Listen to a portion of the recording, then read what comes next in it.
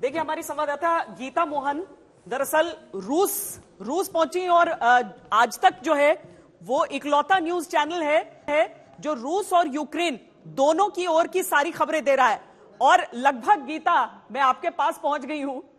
ये बताइए कि एक पक्ष की बातें बहुत होती हैं, रूस अपनी तरफ से कोई खबर देना नहीं चाहता है कि वो क्या चाह रहा है, वो कैसे लड़ना चाह रहा है, लेकिन पूरी दुनिया ये जरूर बता रही है, खासकर पश्चिमी देश, कि रूस जो है वो 9 मई से पहले लड़ाई को खत्म कर देना चाहता है। आप बताइए वहां की हकीकत।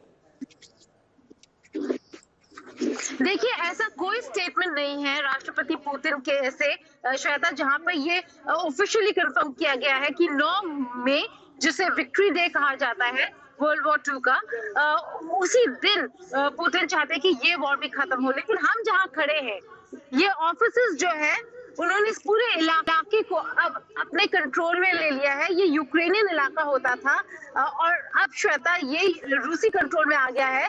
और डॉनबास का जो मॉन्स्टर ट्रक है वो ये है, काफी फेमस है। ये कमांडिंग ऑफिसर समझाएंगे कि इसे मॉन्स्टर ट्रक क्यों कहते हैं। और ये जो ट्रक है और ये जो फोर्स है, इन्होंने बहुत ज्यादा काम किया है डॉनबास में। तो यूरोप और यूक्रेन के लिए कहते हैं सबसे बड़ा खतरा इस टीम से है। Alex, ask him why is this called the monster truck?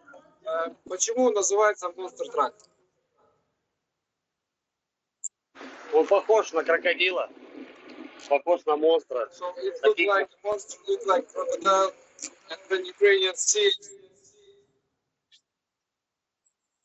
Gita, तो ये बताइए, ये पूरा जो हिस्सा है जिसको लेकर बहुत सारी तरह की खबरें निकलती रहती हैं कि कितना % यूक्रेन के नियंत्रण में और कितना % रशिया ने उसको कैप्चर कर लिया है, तो ये कितना बड़ा हिस्सा आप होते हुए गुजरी हैं जो पूरी तरीके से इस समय रशिया के कंट्रोल में है? देखिए, अगर डॉनबास का इलाका कहें तो डॉनबास 90% रूसी कंट्रोल में है। मारियोपोल में अगर 70 से 80% जो एरिया है वो अभी रूसी कंट्रोल में आ गया है। कल हम जहां गए थे वहां पे फियर्स फाइटिंग चल रहा था, जिसके पीछे बहुत बड़ा स्टील प्लांट है मारियोपोल का। और अगर वहां देखेंगे तो पता चलता है कि वो बहुत कम एरिया रह गया है। श्वेता, मारियोपोल बहुत बहुत महत्वपूर्ण इलाका है रूस के लिए स्ट्रेटेजिक होल है।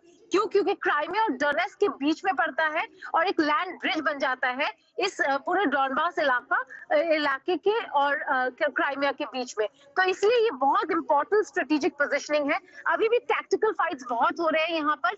जो ये फोर्स है जिनके साथ हम खड़े हैं, हम आपको दिखा नहीं सकते कहाँ पर खड़े हैं। बहुत ही इंपॉर्टेंट एरिया है, इसलिए हमें कंफर्म।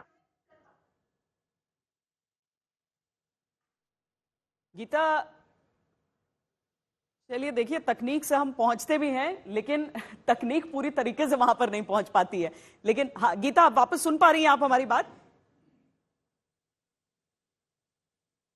गीता, वेस्टर्न वर्ल्ड की तरफ से बहुत सारी बातें कही जाती हैं कि पुतिन न्यूक्लियर यूज कर सकते हैं। जो ऑयल डिपो अटैक हुआ है रशिया की सीमा के भीतर, उसे एक फॉल्स फ्लैग अटैक के तौर पर भी देखा जा रहा है। ये युद्ध के खत्म होने की तारीख तो बताई ही जा रही है। तो रशिया अपनी तरफ से आकर अपनी बात क्यों नहीं रखना चाहता? उसके लिए वर्ल्ड नैरेटिव कोई मायने नहीं रखता क्या? या फिर सचमुच में वो यूक्रेन के भीतर अपना जो तरीका है आगे बढ़ने का, उसे वाकई बदलना चाह रहा है और पीछे हटना चाह रहा है कई इलाकों से?